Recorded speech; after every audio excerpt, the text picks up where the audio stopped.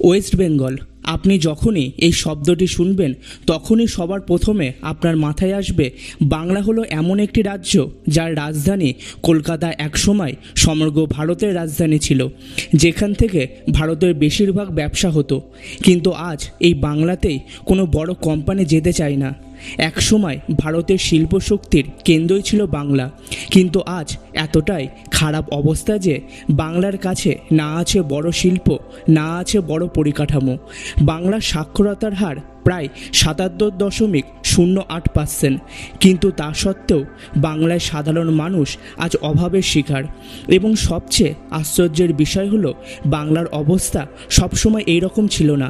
আপনি যদি বাংলার ইতিহাসের দিকে তাকান তবে আপনি জানতে পারবেন যে বাংলা একসময় ভারতের সবচেয়ে ধনী এবং শক্তিশালী রাজ্য ছিল। তাহলে এখন প্রশ্ন হলো, ভুলটা কোথায় ছিল? বাংলার সাথে এমন কি হলো যে আজ বাংলার নিজের লোকই বাংলা ছেড়ে অন্য রাজ্যে চলে যাচ্ছে? ট্যাক্সে ধস, ইকোনমিতে ধস, डेमोक्रेसी धस। बंगाल को शांति चाहिए, बंगाल को स्थिरता चाहिए, बंगाल को बम बंदूकों और हिंसा से मुक्ति चाहिए। আজ বাংলার উপর ৫,৮৭,০০,০০০ টাকার ঋণ রয়েছে, যা ২০১১ সালে ছিল ১,৯৭,০০,০০০ টাকার। আর আপনি যদি বাংলার ডেপ্ট পার ক্যাপিটা দেখেন তাহলে সেটা ৬০,০০০ টাকা। ডেপ্ট পার ক্যাপিটা মানে হলো সরকার এই রাজ্যের মানুষের ওপর কত টাকার ঋণ চাপিয়ে রেখেছে। কিন্তু প্রশ্ন হলো, এত ঋণ নিয়েও কি বাংলার অবস্থার কোনো উন্নতি হয়েছে? ২০১১ সাল থেকে ২০২০ সাল পর্যন্ত বাংলার বার্ষিক মূলধন বৃদ্ধির হার ছিল 4.2%, যা ন্যাশনাল গড় 5.2%-এর চেয়ে অনেক কম। যদি আমরা জাতীয় নমুনা সমীক্ষার রিপোর্ট দেখি তাহলে ২০১১ সাল থেকে ২০২০ সালের মধ্যে বাংলার আয়ের বৃদ্ধি হলো 3.7%, যা ভারতের গড় 4.7% থেকে অনেকটা কম। মজার ব্যাপার হলো বাংলা সবসময় এমনটা ছিল না। এমনকি স্বাধীনতার সময়ও ভারতের মোট জনসংখ্যার 10% কেবল বাংলায় বাস করত, এবং আমাদের সমগ্র ভারতের শিল্পের 20% বাংলায় ছিল। কিন্তু স্বাধীনতার পর বাংলায় এমন কি ঘটল যে একসময় সবচেয়ে শক্তিশালী রাজ্য আজ ঋণে ডুবে যাচ্ছে? এই জিনিসটা আপনাকে বুঝতে হলে আগে আমাদের বাংলার ইতিহাসটা বুঝতে হবে। বাংলা শব্দটি এসেছে এনসিয়েন্ট কিংডম বাংলা থেকে, যার রেফারেন্স আপনি আজও আমাদের পুরনো সংস্কৃত সাহিত্যে পাবেন। এবং যদি আমরা এর প্রাথমিক ইতিহাসের কথা বলি তাহলে এই সমগ্র সাম্রাজ্য মোরেন সাম্রাজ্যের অধীনে এসেছিল। কিন্তু মোরেন সাম্রাজ্যের পতনের পর এই সমগ্র সাম্রাজ্যের নিয়ন্ত্রণ চলে যায় গুপ্ত সাম্রাজ্যের অধীনে। এরপরে এটি পাল রাজবংশের হাতে চলে যায় এবং ১৩ শতক থেকে ১৮ শতক পর্যন্ত সমগ্র বাংলা মোগল সাম্রাজ্যের অধীনে আসে। যখন বাংলা মোগল সাম্রাজ্যের অধীনে ছিল তখন এটি সমগ্র ভারতীয় উপমহাদেশের সর্বোচ্চ উপার্জনকারী রাজ্য ছিল। মোগল সাম্রাজ্যের সময় বাংলা একাই জিডিপিতে 12% অবদান ছিল, এবং সেই সময় বাংলা অর্থনৈতিকভাবে কতটা শক্তিশালী ছিল তা এর থেকেই ধারণা করা যায়। তবে বাংলায় এত টাকা কোথা থেকে আসতো? এর উত্তর হলো বাণিজ্য এবং রপ্তানি।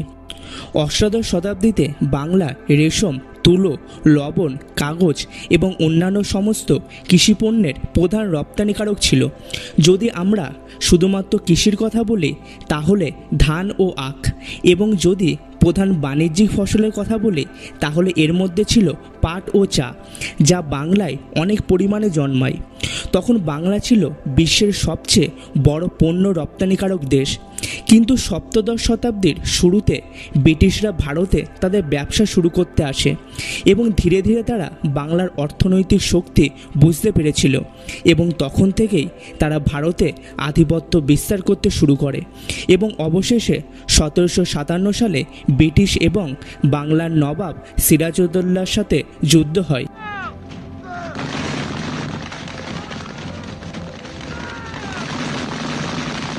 এবং সেই যুদ্ধে ব্রিটিশরা জয়লাভ করে এবং তারা বাংলা দখল করে, আর তখন থেকে শুরু হয় বাংলাকে শোষণ করার গল্প।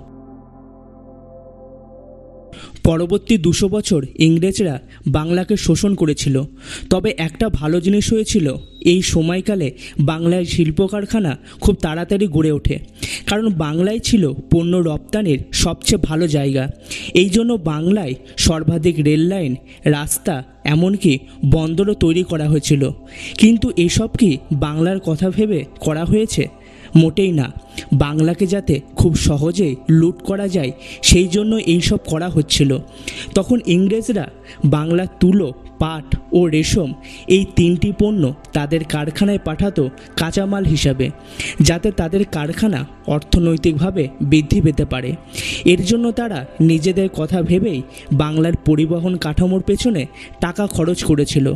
আর এই কারণেই স্বাধীনতার সময় সমগ্র ভারতবর্ষের তুলনায় বাংলা সবচেয়ে উন্নত পরিকাঠামো পেয়েছিল। 1948 সালে শুধুমাত্র বাংলায় 1,07,419 জন লোক ইঞ্জিনিয়ারিং শিল্পে চাকরি পেয়েছিল, যেখানে বোম্বেতে এই সংখ্যা ছিল 54,798 জন। কিন্তু 1990 সাল আসতে আসতে সবচেয়ে বেশি চাকরি দেয়া এই কোম্পানিটি বন্ধ হয়ে যায়, এবং যে রাজ্যটি একসময় সমগ্র ভারতের মোট শিল্পের 20% নিয়ন্ত্রণ করত, 1991 সাল আস্তে আস্তে নিচে নামতে নামতে 6% নেমে আসে। কিন্তু এই 44 বছরে এমন কি হলো যেখানে বাংলার শিল্প এতটা কমে যায়? 1960-এর দশকের মাঝামাঝি সময় বাংলার শিল্প ব্যবস্থা মোটামুটি ঠিকঠাক ছিল, কিন্তু সবচেয়ে বড় পতন আসে 1965 থেকে 1967 এই 2 বছরের মধ্যে। এবং এই পতনের পেছনে প্রধানত 3টি কারণ ছিল। প্রথম কারণ ছিল কেন্দ্রীয় সরকারের কম বিনিয়োগ। 1962 সালে যখন ভারত ও চীনের মধ্যে একটি যুদ্ধ হয় এবং এর ঠিক 3 বছর পর অর্থাৎ 1965 সালে আবার ভারত ও পাকিস্তানের মধ্যে যুদ্ধ হয়। পরপর এই 2 যুদ্ধের কারণে ভারতের অর্থনীতি একদম ভেঙে যায় এবং 1965 থেকে 1967 সাল পর্যন্ত ভারতে খুবই কম বৃষ্টিপাত হয়। এর ফলে ভারতের কৃষি উৎপাদন অনেক কমে যায়, কারণ সে সময় ভারতের 2/3 কৃষিকাজ সম্পূর্ণভাবে বৃষ্টির ওপর নির্ভরশীল ছিল। ফলে এই সমস্ত কিছুর কারণে ভারত সরকারের অর্থের অভাব শুরু হয়। তখন সরকার মানুষের মুখে অন্নের ব্যবস্থা করবে নাকি শিল্পের উন্নতি করবে? সরকার তখন আগে মানুষের মুখে অন্নের ব্যবস্থাই করেছিল, না হলে প্রচুর মানুষ অনাহারে মারা যেত। কিন্তু এর ফলে বাংলার উপর একটা খারাপ প্রভাব পড়ে, কারণ বাংলায় সবচেয়ে বেশি শিল্প কারখানা ছিল। এর ফলে সরকার থেকে কোনো অর্ডার না পাওয়ার ফলে তারা কারখানা বন্ধ করে দিতে শুরু করে। শিল্প পতনের দ্বিতীয় কারণ হলো প্ল্যান হলিডেজ। দেখুন, এটা কোনো সাপ্তাহিক ছুটির মতো নয়, বরং এটি এমন একটি পরিকল্পনা যা ভারত সরকার প্রতি 5 বছরের জন্য একবার করে, এবং এটার মাধ্যমে ঠিক করা হয় যে আগামী 5 বছরে কোন কোন সেক্টরে সরকার টাকা দেবে। 1950 সালে প্রথম 5 বছরের জন্য পরিকল্পনা তৈরি করা হয়েছিল। তারপর হয় 1956 সাল এবং আবার 1961 সালে তৈরি করা হয়। 1961 সালের এই পরিকল্পনার মূল লক্ষ্য ছিল কৃষিকাজ উন্নত করার জন্য টাকা বিনিয়োগ করা। কিন্তু এই সময় চীন ও পাকিস্তানের সাথে যুদ্ধ হয় এবং তার পরের 2 বছর ভারতে খরা হয়ে যায়। এর ফলে সরকারের এই পরিকল্পনাটি সম্পূর্ণ নষ্ট হয়ে যায় এবং তখন সরকারের কাছে অর্থের অভাব দেখা যায়। এর কারণে ভারত সরকার 1966 সাল থেকে 1969 সাল পর্যন্ত প্ল্যান হলিডেজ চালু করেন। এর ফলে সরকার 5 বছরের যে সম্পূর্ণ একটা প্ল্যান করেছিল সেটাকে তারা 1 ইয়ার করে ভেঙে দেয়, এবং ভারত যাতে অর্থনৈতিক সংকট থেকে বেরিয়ে আসতে পারে তার জন্য সরকার কৃষিকাজের ওপর বেশি মনোযোগ দিতে শুরু করে এবং বাংলার যে শিল্পগুলি আগে সরকারের কাছ থেকে অনুদান পাচ্ছিল সেই শিল্পগুলির অনুদান পাওয়া বন্ধ হয়ে যায়। তারপরে শুরু হয় বাংলার শিল্প ব্যর্থতার তৃতীয় কারণ। দেখুন, এই নীতি বোঝার আগে আমাদের প্রথমে বাংলার রাজনীতি সম্পর্কে বুঝতে হবে। স্বাধীনতার পর থেকে 1967 সাল পর্যন্ত ভারতীয় জাতীয় কংগ্রেস সম্পূর্ণভাবে বাংলাকে নিয়ন্ত্রণ করছিল, কিন্তু 1967 সালে প্রথমবারের মতো বাংলায় একটি অকংগ্রেস সরকার গঠিত হয়, যা আমাদের দেশের অনেক স্থানীয় ও জাতীয় কমিউনিস্ট পার্টির জোট ছিল। অন্যদিকে কংগ্রেস সেই সময় সমস্ত প্রাইভেট কোম্পানিকে সমর্থন করেছিল যাতে ভারত এগিয়ে যেতে পারে। এর ফলে 1967 সালে বাংলায় যখন একটি অকংগ্রেসি সরকার ক্ষমতায় আসে, তখন বেসরকারি খাতে যে অনুদান ছিল সেটা আচমকায় বন্ধ হয়ে যায়। এর ফলে বাংলার বেসরকারি কোম্পানিগুলোর অনেক ক্ষতি হয়, কিন্তু সবচেয়ে বড় সমস্যা দেখা দেয় যখন শ্রমিক সংগঠনের অনুরোধে সমস্ত শ্রমিক ধর্মঘটে চলে যেত এবং অনেক সময় শ্রমিকদের অপ্রয়োজনীয় দাবি দেখে কোম্পানির ম্যানেজমেন্ট নিজের লক আউট ঘোষণা করত। হঠাৎ তারা তাদের কারখানাগুলো সাময়িকভাবে বন্ধ করে দিত।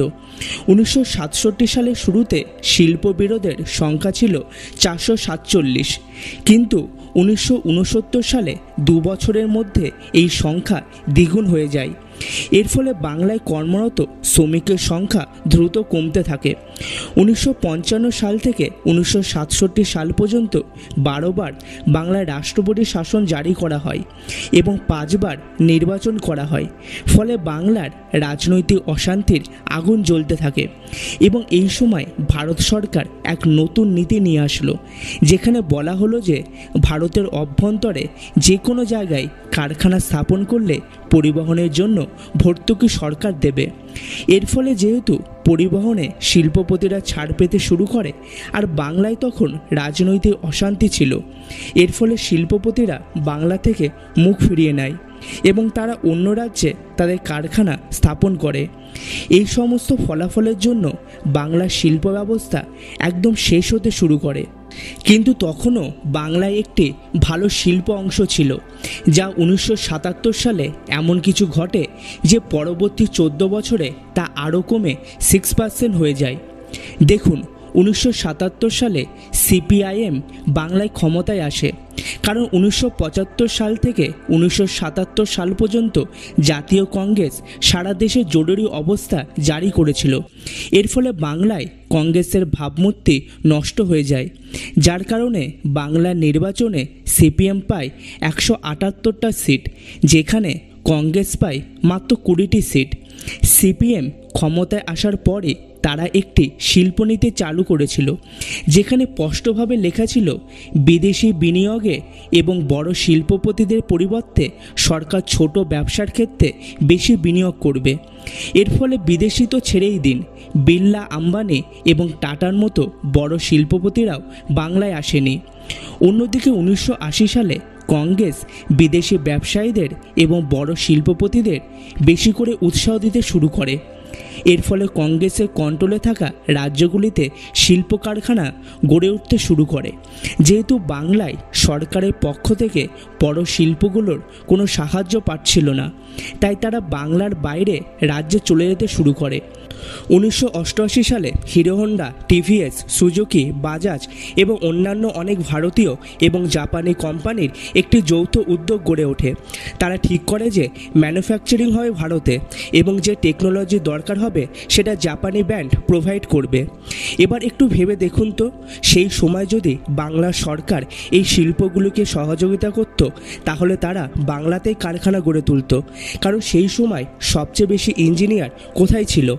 বাংলায় ছিল। কিন্তু বাংলার অসহযোগিতার কারণে এই কোম্পানিগুলো কখনো এখানে আসেনি। তাহলে দেখুন, এখন যদি রাজ্যের মধ্যে কোনো শিল্পই না থাকে, তাহলে শ্রমিকরা এই রাজ্য থেকে করবেটা কি? তাই তারা বাংলা ছেড়ে অন্য রাজ্যে চলে যেতে শুরু করে। আর যারা যেতে পারে না, তারা এই রাজ্য থেকেই ছোট ছোট কারখানা খুলতে শুরু করে, যার ফলে কাগজে কলমে তো সরকার দেখিয়ে দেয় বাংলার শিল্পের সংখ্যা বাড়ছে, কিন্তু কর্মসংস্থানে এর উল্লেখযোগ্য কোনো প্রভাব পড়ে না, কারণ কারখানাগুলো খুবই ছোট ছিল।